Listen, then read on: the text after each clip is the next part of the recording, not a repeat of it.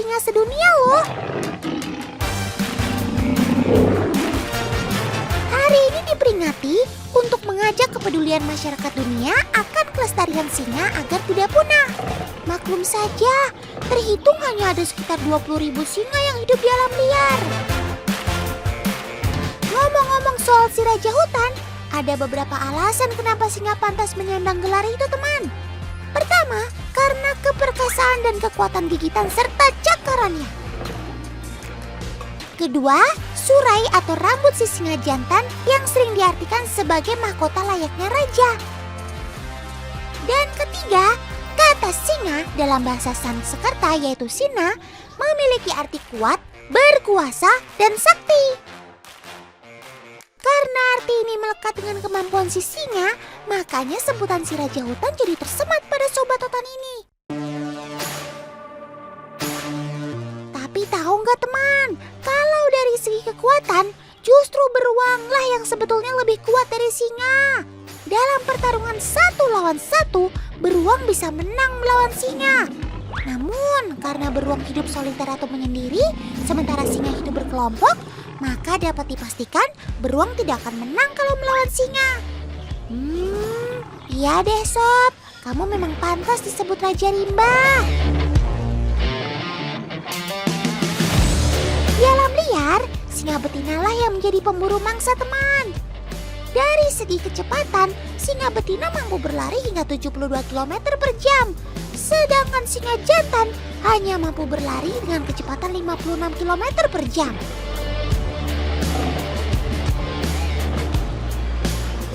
Namun ketika buruannya sudah didapat, singa betina akan mengalah kalau sang raja ingin makan duluan. Buh, benar-benar kayak raja banget kamu sob, serba dilayani. Oh iya, kira-kira ada nggak ya singa di Indonesia? Jawabannya tidak ada teman. Tapi ada legenda yang mengatakan kalau singa dan harimau saling berbagi wilayah kekuasaan. Jadi mereka saling tidak mengganggu dan hidup di wilayah terpisah.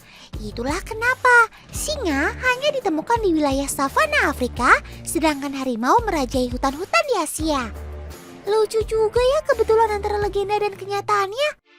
Tapi buat yang mau lihat singa di Indonesia, bisa-bisa aja kok. Yuk ikut Otan. Otan mau ajak teman semua wisata melihat singa dan memberi makan langsung depan mata.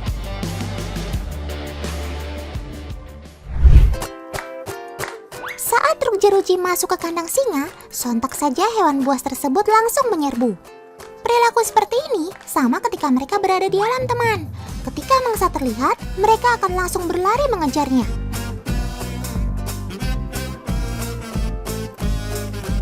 Truk jeruji ini berisi makanan kesukaan si kucing besar ini. Itulah mengapa ia langsung agresif terhadap para pengunjung.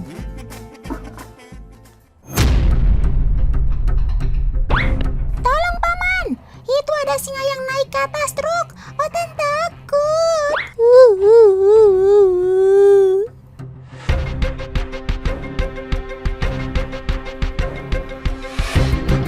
Sebenarnya kita tidak perlu khawatir teman, karena jeruji ini berlapis 2 bagian rangka besi, sehingga sangat aman.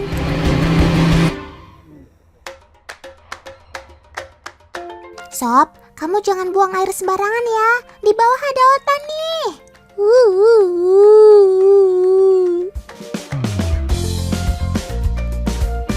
Di alam, singa betina memang jauh lebih agresif ketika mencari makan teman, sedangkan jantan lebih santuy.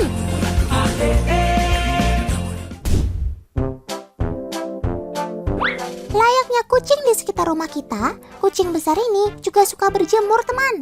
Aktivitas berjemur mereka dimulai antara pukul 7 hingga 9 pagi.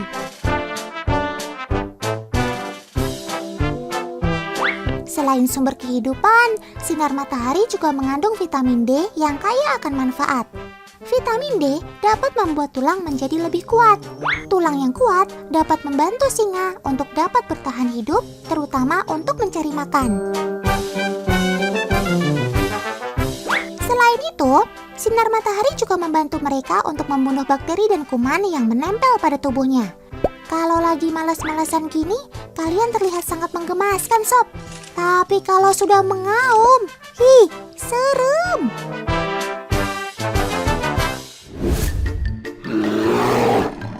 Teman, singa dipercaya memiliki raungan yang paling keras di antara kucing besar lainnya. Auman mereka dapat didengar hingga 8 kilometer. Cakep. Mereka mengaum salah satunya untuk menjaga wilayah dan mencari anggota kelompok yang pergi mencari makan.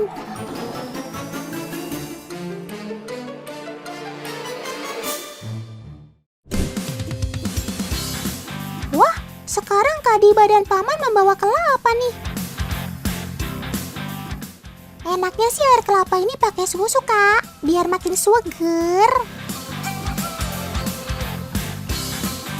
Duh, lagi-lagi Otan kena PHP nih, alias pemberi harapan palsu.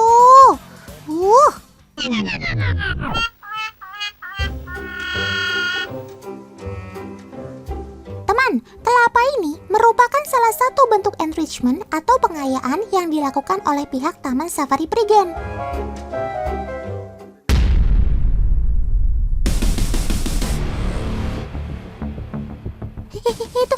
Itu kok bisa sih kuku singa keluar dari kakinya secara tiba-tiba? Serem. Inilah salah satu kelebihan singa ketika berburu, teman. Kuku mereka dapat keluar masuk sesuai dengan kondisi pada saat itu. Kalau sudah begini sih, mending Otan kabur.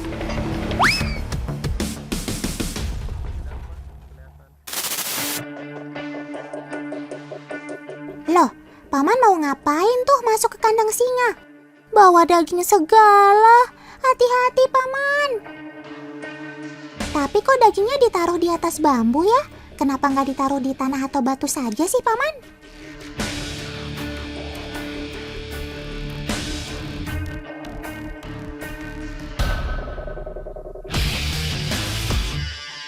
Wih, tahu dari mana kamu, Sob, kalau di sana ada daging? Padahal kan Otan belum kasih tahu kalian. Saat berburu di alam, Sobat Otan ini sangat mengandalkan penciuman ya, teman. Singa dapat mencium mangsanya dari jarak yang cukup jauh. Walaupun daging tersebut kita sembunyikan di antara bambu, tetap saja mereka bisa menemukannya. Cakep. Lihat ya teman, perilaku yang menggemaskan ini. Sama seperti kucing pada umumnya ya. Mereka suka sekali bermain sesuatu yang bergerak. Tapi kalau kamu yang Otan ajak main, serem juga sih.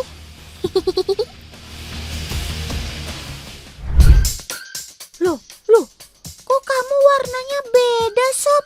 Apakah kamu kebanyakan skincare jadi kulitnya lebih putih?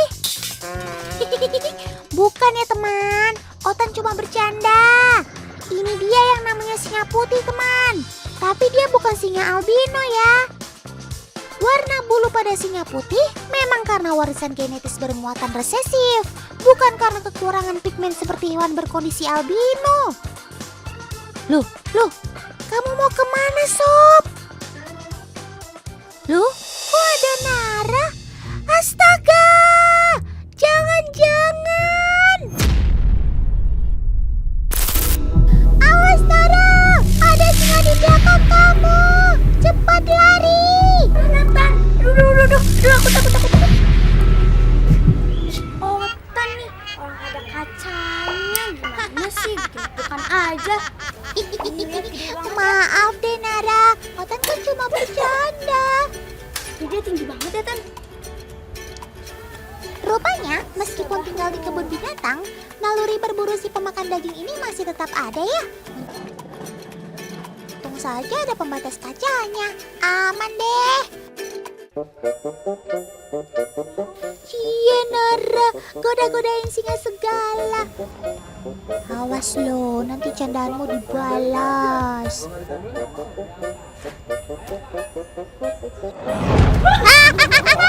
Betul kan?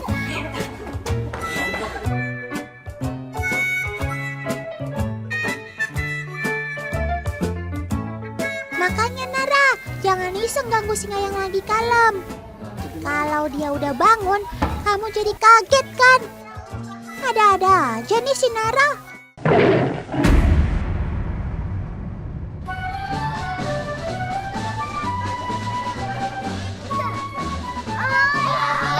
Wah, ternyata adik-adik ini juga semangat bener bercandain si singa.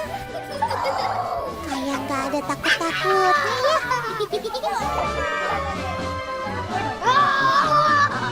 Lihat deh tatapan matanya yang tajam. Udah kayak mau menerkam mangsanya aja.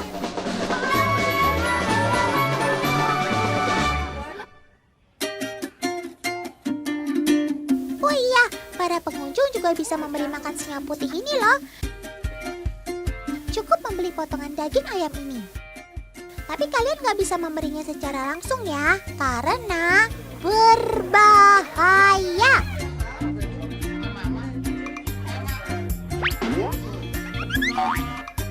Jadi, daging ayamnya dimasukkan lewat lubang ini, teman. Tenang, teman.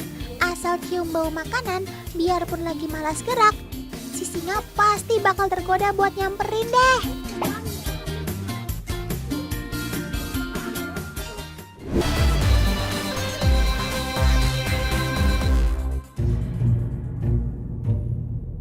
Pada suatu hari, ada seorang penyihir sedang menciptakan hewan mengerikan untuk menguasai bumi.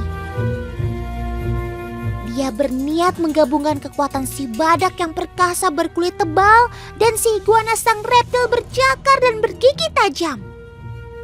Dengan membaca mantra, sang penyihir akhirnya berhasil menciptakan monster hasil perpaduan iguana dan badak. Dan muncullah dia.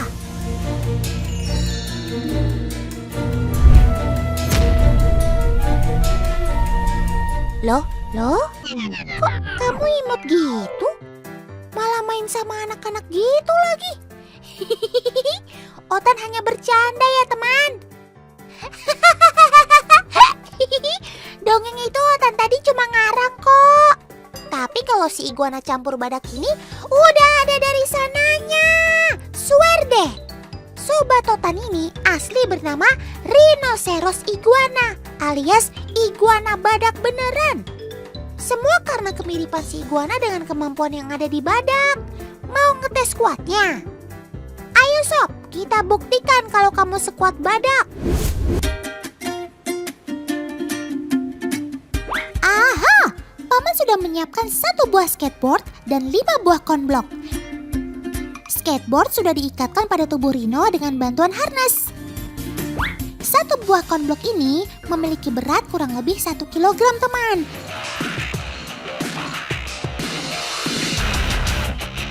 Jadi sekarang Rhino membawa beban seberat 4 kilogram. Apakah Rhino berhasil kali ini? Astaga! Walaupun tak selincah sebelumnya, Rhino berhasil menarik beban seberat kurang lebih 4 kilogram.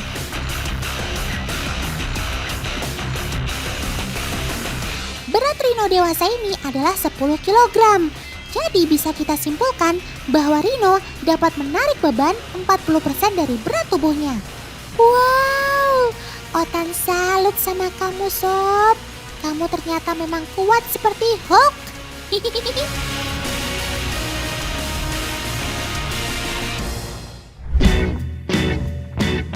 Kuat juga tenagamu sob.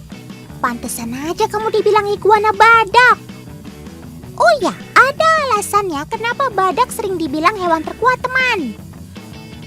Serudukan badak memiliki kekuatan 3.700 kg atau setara dengan tabrakan mobil off-road. Oh iya, nenek moyang badak sudah hidup sejak 50 juta tahun yang lalu, teman. Jadi bisa dibilang si badak juga hewan purba. Namun sekarang ini jumlah populasi badak semakin sedikit. Sekarang hanya ada kurang dari 27.000 badak di seluruh dunia. Termasuk 150-an ekor yang ada di Indonesia. Untungnya sekarang badak-badak ini sudah dapat beradaptasi di taman-taman nasional yang dilindungi negara.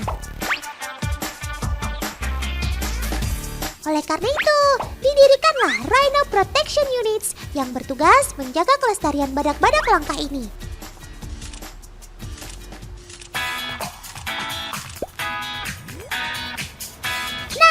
Selain dirawat, badak-badak ini juga dipantau terus kesehatannya. Salah satunya berat badan.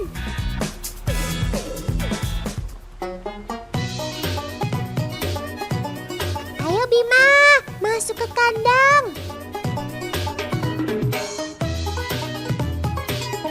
Dipancing pakai pisang dulu. Hop! Ya, kayak Otan nih. Otan kan doyan banget pisang.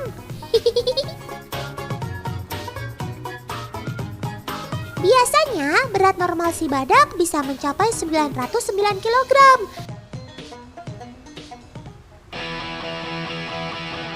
Nah, selanjutnya dikasih makan deh. Krauk-krauk. Nyam nyam. Satu sobat Otan yang ini namanya pasti bikin bingung kalian deh.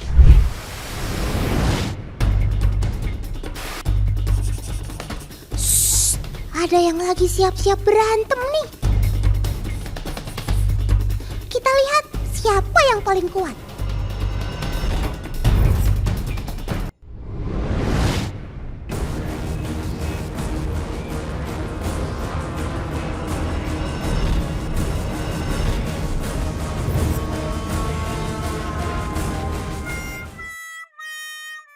Ya, gak jadi berantem. Cuma gaya doang. Eits, tapi teman-teman, ada yang tahu nggak siapa mereka itu? Ayo Meditor, kita roll lagi gambarnya.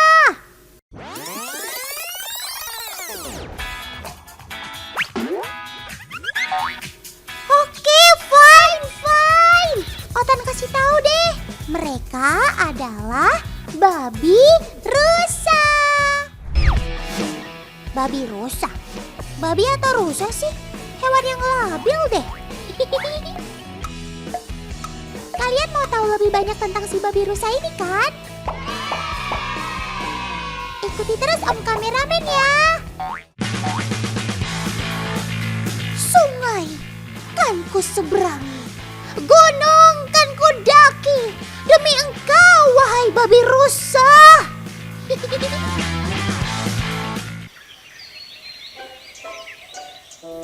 Hei, kenapa bisik-bisik? Oh, di sini tuh tempatnya. Oke. Teman-teman, jangan berisik ya. Kita sudah sampai nih di tempat pengintaian babi rusa. Hai teman-teman, hutan hantu adalah habitat yang tersisa atau rumah terakhir bagiku. Aku adalah hewan endemik asli Sulawesi.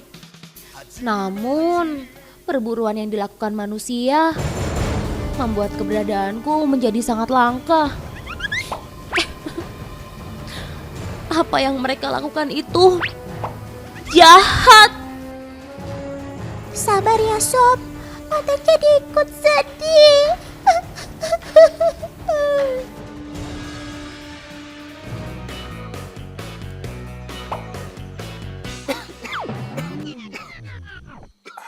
Aduh, Om Kameramen gimana sih? Pakai batuk segala. Tuh kan, babi rusanya jadi kabur. Wow. Babi rusa adalah hewan yang sangat sensitif. Oleh karena itu, dalam mengamati babi rusa, kita harus tenang dan tidak boleh ribut. Makanya, ngomong pun harus bisik-bisik.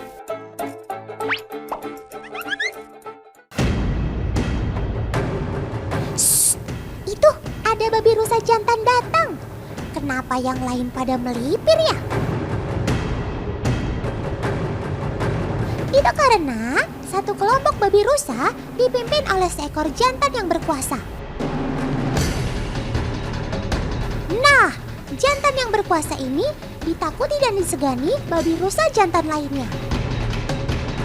Pantesan aja pada melipir pergi. Uniknya, untuk sampai ke puncak hierarki, babi rusa pejantan akan memerangi dan menantang satu sama lain, yang disebut dengan tinju.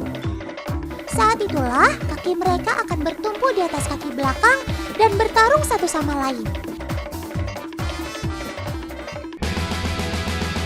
Kalau dilihat dari tubuhnya, sebenarnya tubuh babi rusa ini lebih mirip badak. Nah, kalau hidungnya memang mirip babi. Sedangkan tanduk yang menyerupai rusa itu sebenarnya bukanlah tanduk ya teman. Itu adalah gigi yang mencuat ke atas. Babi rusa mempunyai keistimewaan pada jantannya, yaitu mempunyai gigi taring yang menjulang ke atas. Gigi taring tersebut tumbuh ke atas, menembus melalui kulit di atas rahang, dan melengkung ke belakang melebihi dahi sampai moncong depan wajah. Gigi taring pada babi rusa ini bisa mempunyai banyak fungsi. Selain untuk mencari makan, juga sering digunakan untuk berkelahi dengan sesama jantan lainnya. Nah, teman-teman tahu nggak kenapa babi rusa ini suka berkumpul di sini? Yap, setiap pagi dan sore hari, babi rusa berkumpul di kubangan lumpur yang disebut dengan Salt Lick Nantu. Di sini, selain berkubang, babi rusa akan menjilati geram-geram mineral yang terdapat di dalam lumpur. Menurut penelitian, garam-garam mineral yang terdapat dalam kubangan lumpur ini mempunyai khasiat menetralisir racun yang terdapat dalam buah pangi. Buah pangi? Iya, buah pangi adalah makanan kesukaan si babi rusa. Kalau di Jawa, seringkali disebut dengan buah keluak hutan. Selain berkubang dan menjilati lumpur, di sini babi rusa juga minum setelah seharian keliling hutan mencari makan. Kalau begitu, jangan diganggu ya si babi rusanya.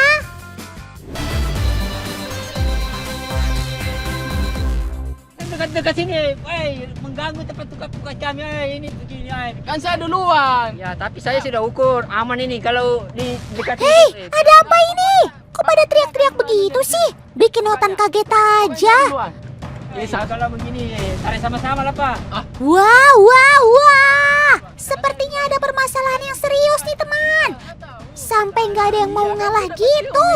Pak. Ya nanti saya narik Pak, kalau begini narik. Walah, ternyata itu toh permasalahannya. Jadi pukat paman-paman ini tersangkut gara-gara jarak pukatnya terlalu berdekatan. Kalau sudah seperti ini, harus ada salah satu yang mengalah. Karena kalau tidak, pukat mereka bakalan rusak tuh. Ayolah paman, mengalah saja. Kan kita bisa menebar pukat di tempat lain. Jadi yang mana? Yang penting Saya duluan. Yang penting Stop! Daripada paman terus berdebat, gimana kalau kita adakan lomba tangkap ikan? Yang paling banyak hasil tangkapannya, dialah pemenangnya. Bagaimana? Paman-paman setuju? Oke, Tan. Pasti aku yang menang. Oke? Oke, siapa takut?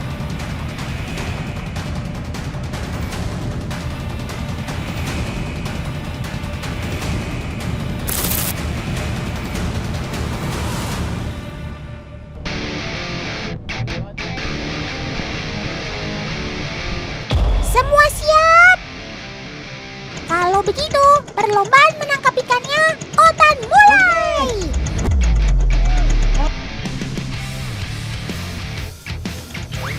Wah, kedua kelompok nelayan terlihat serius nih teman.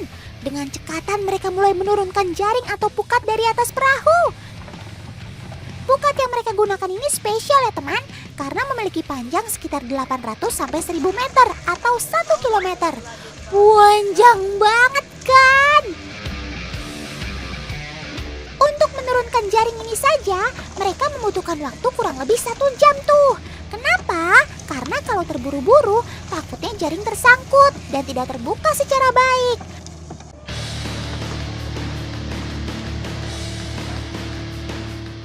Nah, kelompok Pak Takdir sudah mulai menarik jaringnya tuh.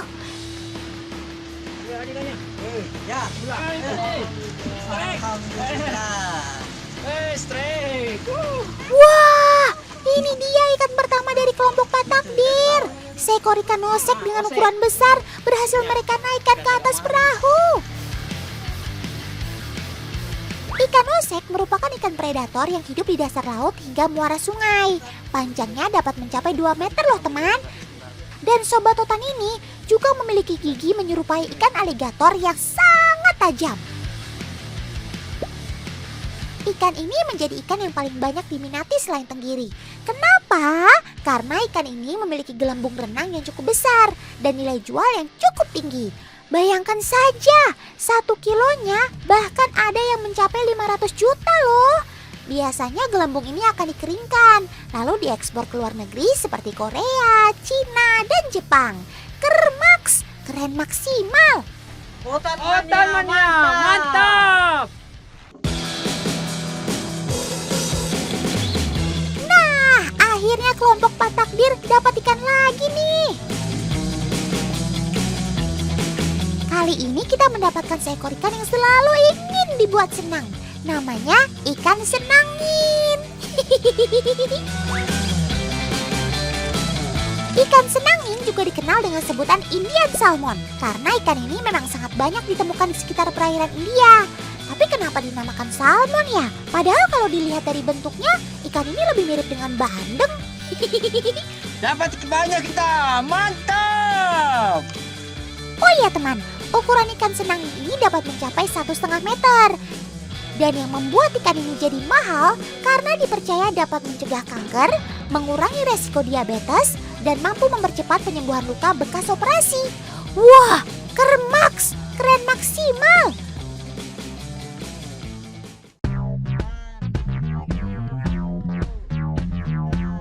Wah. Sepertinya kali ini Dewi Fortuna sedang memihak kelompok Paman Takdir nih teman. Dari tadi Otan perhatikan, sudah banyak ikan yang berhasil mereka naikkan ke atas perahu. Sedangkan kelompok Paman Burhan terlihat landai saja tuh. Sampai-sampai Paman Burhan terlihat kesal dengan kelompoknya. Sabar ya Paman, jangan takut. Kan rezeki sudah ada yang ngatur. Ayo senyum dikit. Siapa tahu ikannya pada takut tuh gara-gara melihat Paman Burhan marah-marah terus. Loh, ikan apa itu? Sepertinya Otan tahu, itu kan ikan hiu. Sepertinya dia terjebak ketika sedang berburu ikan kecil. Ya beginilah teman, kalau kita menangkap ikan menggunakan jaring atau pukat, ikan apapun bisa saja terjebak di sana. Tapi beruntung, paman nelayan di sini sudah mendapatkan sosialisasi dari pemerintah daerah. Sehingga kalau dapat ikan atau hasil laut yang tidak sesuai, mereka akan melepaskannya kembali. Syukurlah, kalau begitu sekarang kamu bebas sob. Hidup yang tenang ya di dalam sana.